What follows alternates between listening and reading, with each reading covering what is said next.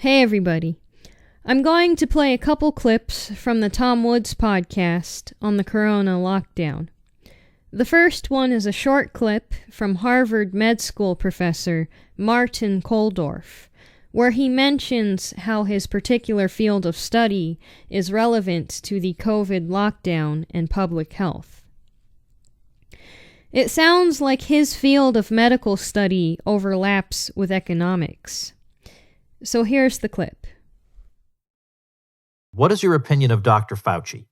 Dr. Fauci is an immunologist and a very eminent immunologist.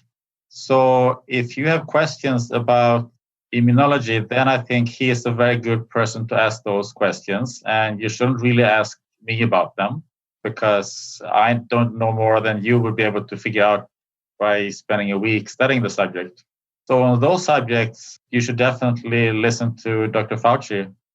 If you're interested in issues of public health, then I'm very happy to talk about those things because that's sort of my area of expertise. But immunology, I couldn't talk about. Well, I think what's happened at least in the U.S. is that because Dr. Fauci has gone beyond the area of his expertise, clearly in recommending that this, let's say football not starting. I don't even remember the sorts of things he's called for, but whether or not we should have schools, whether or not we should do this and that, is that people have said, well, he's the expert. And so if you think we should open up this or that institution, then you're just defying the experts. And I feel like on things like that, he's no more of an authority than anybody else would be. Because yes, he might know something about this particular virus, but he can't tell me that this particular virus is the only priority I'm allowed to have in life. There are people in the developing world who are suffering tremendously. I just talked to somebody who lived in Malawi for 3 years. They tried to lock down in Malawi. The people rose up and the government had to relent. But there are places like Sierra Leone where there's almost no trace of the virus. But because their one priority is COVID-19, they've devastated people who are living hand to mouth. So I think it's an abuse of his authority that he has to give the impression that in addition to immunology, he also knows about whether you should stay in your house and whether you should have this institution open or not, because it's making people think that the experts have told me that the thing to do is to cut off all things that give my children joy and keep in my house. That's done a lot of damage, in my opinion.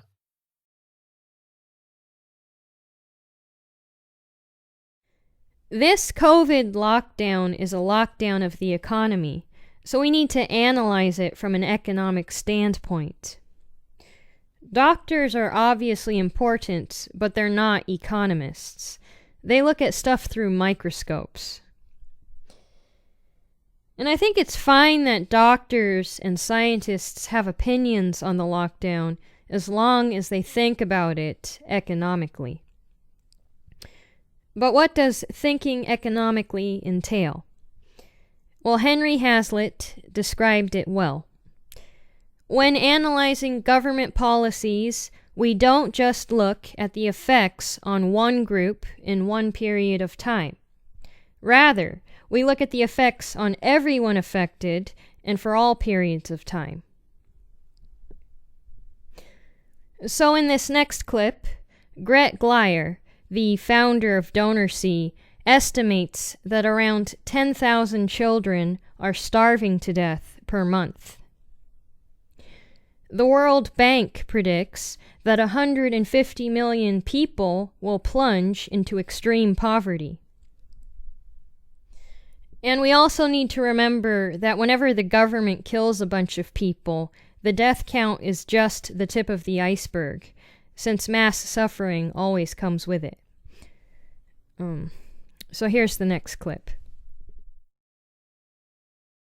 Yeah, so here's the starting point. For the last 29 years in a row, every single year for the last 29 years, the child mortality rate for children under 5 who have died has gone down every year for the last 29 years. So 29 years ago, the child mortality rate was about 92 kids for every 1,000 under 5 died. And today, miraculously, I should say last year in 2019, miraculously, it went from 92 down to 38 kids for every 1,000 under the age of 5 died. So those are obviously very high numbers that probably shock a lot of your listeners, but the reality is there's a lot of children who die from tuberculosis and malaria and HIV in the poorest half of the world that we just don't have visibility on here in the developed world. So every year for the last 29 years, the child mortality rate has reduced. I've made a prediction. We won't have the numbers for at least 6 months, but I've made a prediction that 2020 will be the first year in 30 years where the child mortality rate increases.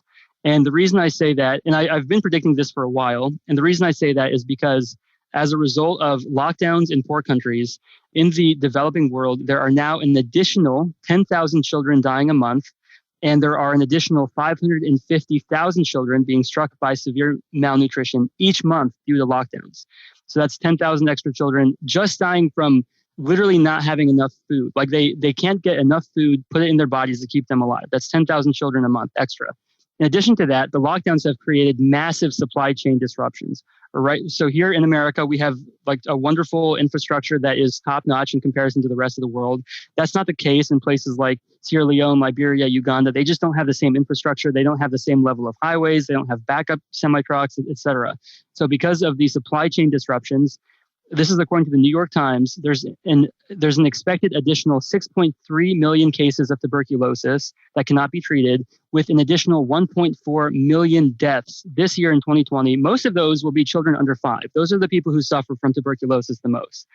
So these are numbers that I'm expecting will add up. And again, I don't want this to happen. I think it's terrible that it's happening already. And I hope I'm wrong.